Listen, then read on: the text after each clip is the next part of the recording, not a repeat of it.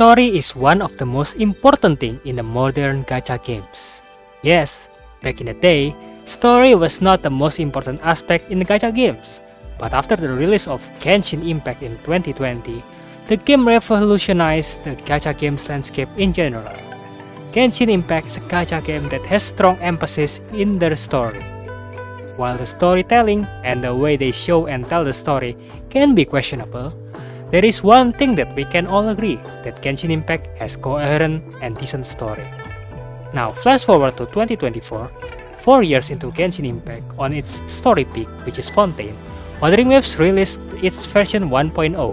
Saying that Wuthering Waves 1.0 story received criticism is an understatement. But after the release of 1.1, it is safe to say that Kuro redeemed themselves in story aspect of the game. Most player base in Wuthering Waves are in agreement that the story is absolutely cinema.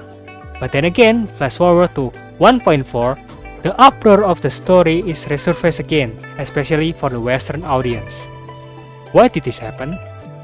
How to fix this? Hi, I am Arsevens, and this is the problem in Wuthering Waves story and how to fix it. Subscribe! Before we talk about the problem, we need to walk through the story itself. Starting from 1.0, the story consists of 6 acts, with relatively short acts in 1 to 5, relatively long in the climax in Act 6.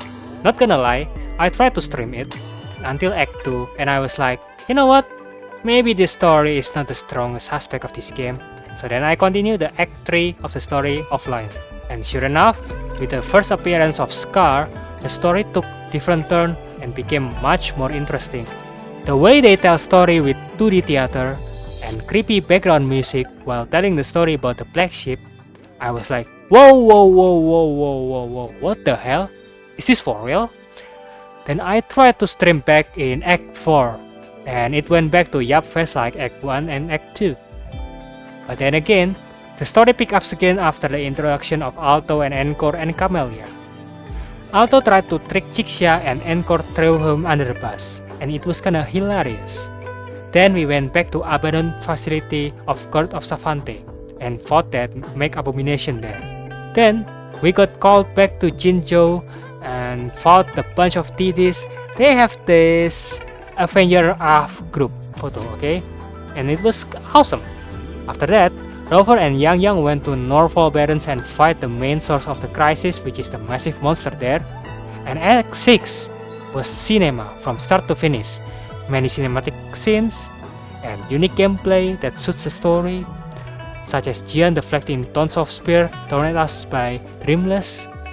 The only downside of Act 6 is the way it ends abruptly. But now, let's discuss why Act 1, 2, 3 and 4 are lame, while 5 and 6 are great. The reasons why Act 1, 2, 4 are so boring, cause first, too many exposition dump, which is actually fine. That is classic gacha game storytelling. They land out everything before get to the meat and potatoes. But still, I think they can do a lot better in that aspect. Second, weird dubbing in English side. For whatever reason, Kuro prefer to use UK voice actress and actor in Wuthering Waves. Make no mistake, it is cool and all, but the problem is they are forced to voice in US accent, and their struggle are visible.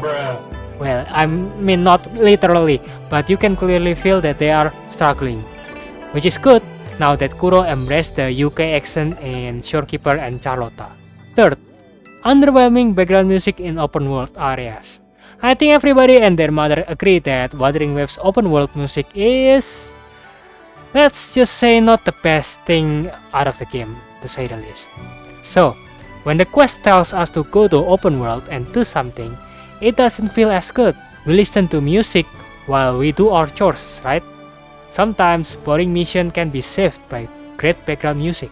4. Meaningless character interaction. Yes, you see Sanhua, Mortefi, Jinxi, and many others are interacting, but their interaction seems to be bland. Let's use Genshin for example.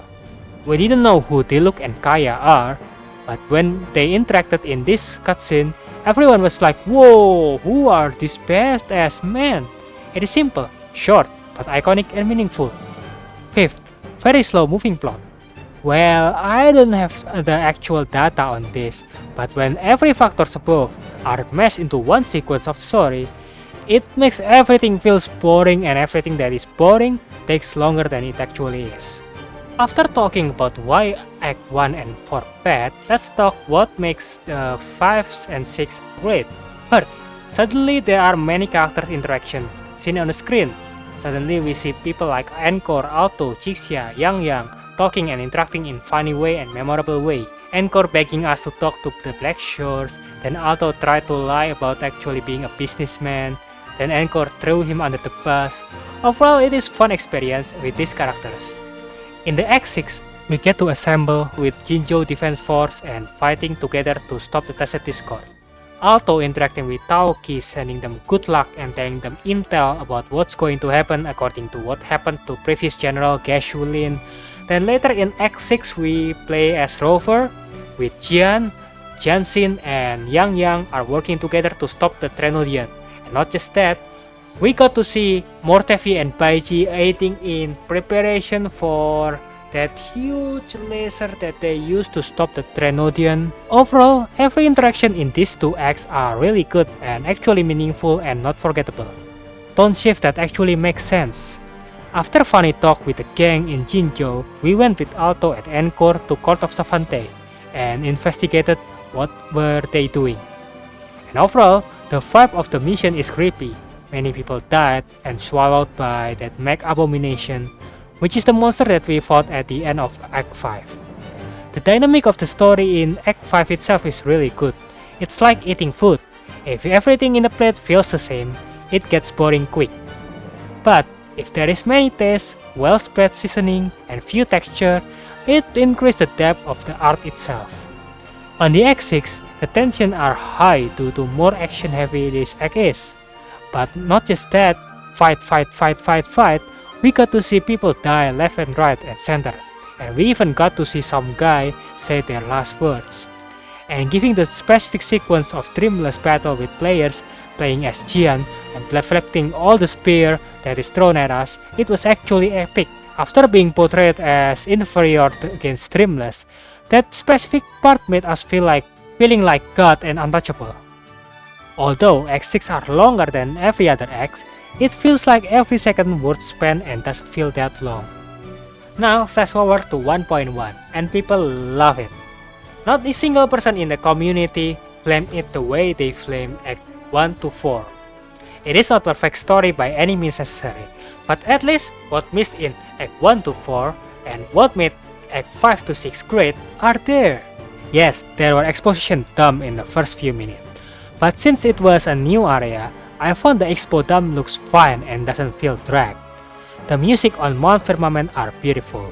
The characters' interaction between Jinxi, Changli, Jue, and Xinyi are great. Not forced, not too long, no overlong blabbering dialogue, and everyone seems to do their part in the story perfectly. Tone shift from curious about what is going on to Jinxi gradually peaked until the point you fought against Jue. There is not a single moment that I found in Mount Firmament feel like dragging and unnecessary. And honestly, everything that they do in 1.1 are actually also being done in 1.2. I don't know why people sleep on 1.2 story, maybe because they had a filler patch in mind. Funny enough, 1.2 story feels like Xiang Liao's companion story quest, and 1.1 seems like Jinxi's story quest. But I digress. 1.2 story might look slow at the beginning, but it checks all the boxes. It started as playful game with Xiang Li, Xiang Liao's robot assistant, but tension suddenly went up by the third act at the story where we finally get to the mind of his deceased friend who went insane, and we can see the person gradually went insane through the setting and color of the Sonorosphere. It may be lacking in terms of interaction between characters, but hey, it was a filler patch. The music is good, the plot is good, storytelling is good, the tone shift is there, and dynamic are great, so I feel like it is still very decent story. Sure, Yao can interact with someone like Baiji or Mortefi. The logical reason to explain it is the fact that it is his own secret mission, okay? So it would be weird if Baiji or Mortefi know about his whole secret Santa Claus operation. But then again, the other great stuff of the story still outweigh the weaknesses. But then we go to 1.3. Many people are happy with the story, but there are some people that has criticism against the story of itself. The glaring criticism towards 1.3 story is another lacking of interaction between characters. Yes, Alto appeared, but somehow Encore is nowhere to be found. Camellia didn't make any appearance either. Well, but in 1.4 they at least explained why Camellia didn't make any appearance. Even with Alto appearing, somehow Alto never made any interaction with Shorekeeper. Why? Like, why? Why Encore isn't there? Yes, she said she was on vacation in her story quest, but it is very lame excuse in my opinion. We saw that Encore and Alto have beautiful chemistry, but why they throw it out of window? The story itself is not just about Shorekeeper, but also about the Blackshores. They should have involved more in my personal opinion. Also, in 1.3, the murmur about harem allegations starting to intensify, because Shorekeeper seemingly in love with Rover.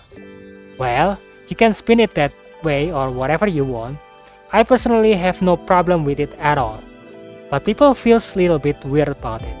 But overall, story of 1.3 is still a decent story, with decent plot, decent visual, great music, great background music, lovely character in Shorekeeper, and amazing special sequences when Rover saved Shorekeeper and when Shorekeeper saved Rover. It has tone shift that actually really decent as well. The fact that we relive a moment before the black hole destroyed the entire city was amazing. We as player get to experience the destruction on what used to be a very lovely residence. Most people like the story of 1.3, despite its weaknesses in lacking of character interaction and harem allegation. But then 1.4 story appeared, and oh boy, things are heating up here on the west side of the community. There are two stories in Wuthering Waves version 1.4. One is Camellia's companion quest, and the other Arsevens dream event story. Let's talk about Camellia's companion quest. Camellia's story is actually a really good and well done story quest in my opinion. It is not about doing some chores for other characters, but actually taking deep dive into her character, why is she obsessed with Rover, and why is she the way she is now. The problem of the story is, it came out after 1.3 where there were rising criticism towards harem allegation in Wuthering Waves. This is like giving illusion that Kuro doesn't care about the criticism and doubling down to its harem allegation. For me personally, the story is indeed a bit distracting on how over-thirsty Camellia was to Rover. Yes, with the reading comprehension, you can tell that Camellia's obsession is not about sex. But let's be honest here. They deliberately try to make it sus. Yes, it is cool to be introduced in the beginning of the story quest, but she keeps being thirsty over Rover like way too many times across the story. I am not a master of storytelling, but I went to film study before. I know a thing or two about storytelling. Camellia's story is actually decently written in terms of plot points and emotion poured into it. But then, her thirst to Rover every time she has a chance to do so sometimes caught me off guard.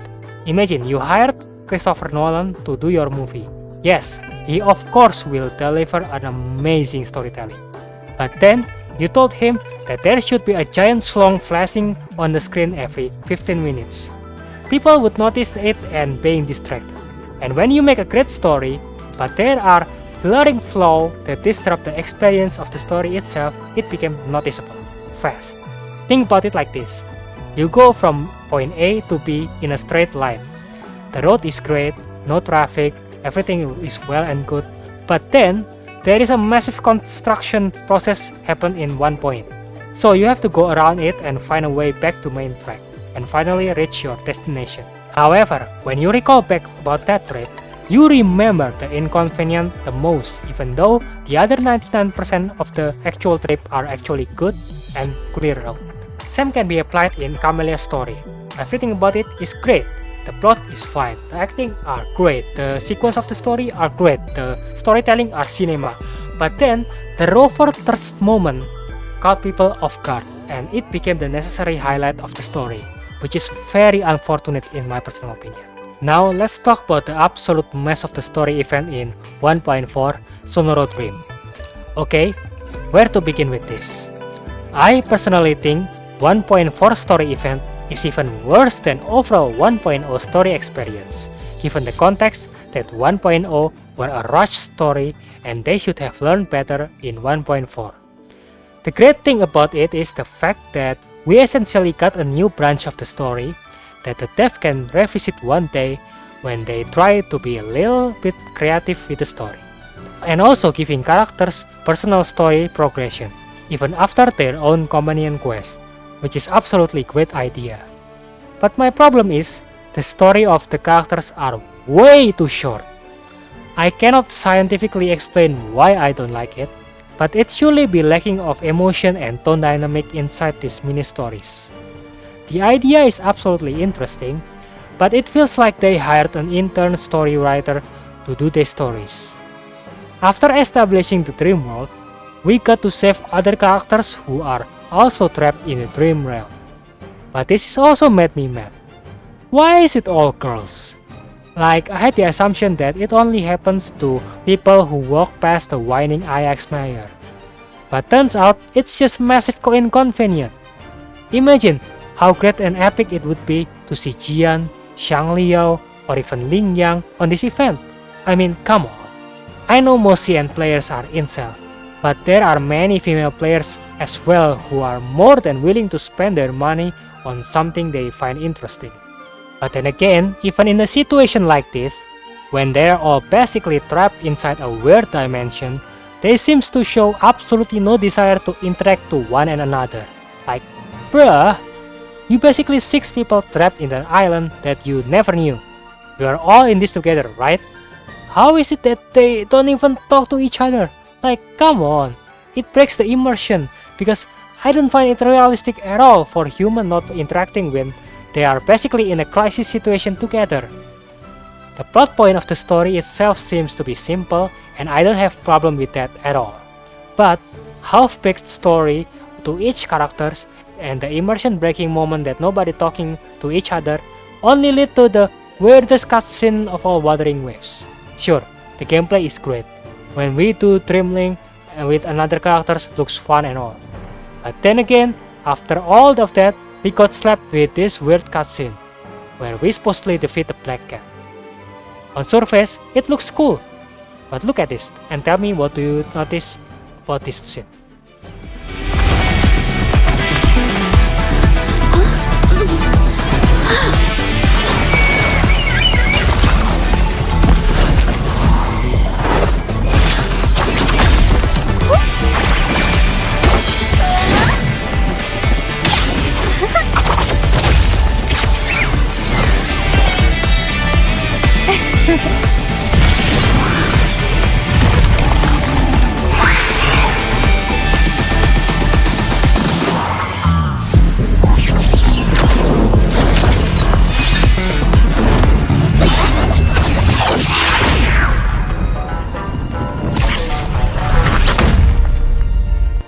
If you haven't noticed yet, what are they actually do? It looks cool that they have their own action sequence, but all they did is basically destroy a rock for absolutely no reason. Why? Half-baked story, immersion breaking in all girls only characters, nobody interacting with each other at all, then weird cutscene. They all ultimately made me think that Wuthering Waves 1.4 has the worst story in Wuthering Waves so far. But in spite of the negativity I said previously, I still like the actual plot of the story and how it emphasized more on the battle rather than non-stop yapping, which is still good thing, so I want Kuro to do more and improve the positive side of the story, but also implement great stuff they did before, especially in 1.1. I personally think the public perception to Kuro in terms of storytelling is not that good. Basically, 1.x patch are started and ended with the worst story experience in the game. People believe they have the potential, but I think they need to work on it. Back to drawing board and try to hire normal people who has certain level of contribution in society so that they can develop story that more believable. First, let these beautiful characters interact with each other instead of talking to NPC 256. Second, have subtle tone shift in the story so that it didn't become flat story that nobody cared to listen. Third, let the VA work with their own accent. If you want American accent, then don't be greedy, just hire US voice actor. Fourth, hire a storyteller who has some degree of contribution in society so the interaction between these characters isn't looking weird. Sure, it is okay to have some romance here and there, but at least make it believable. Alright guys, I think that's all about my opinion and criticism towards Wuthering Waves story. What do you guys think? I personally think I still have hope that Wuthering Waves become better in terms of story, in terms of plot, in terms of innovation, and I cannot wait to see it in 2.0. But what do you guys think about the story in 1.x patches? Let me know your thoughts in the comment section down below. Don't forget to like, subscribe, click the bell, ting ting, so you won't miss my next video when it's uploaded. Thank you so much for watching, and I will see you in the next video. Goodbye and see you soon. Peace.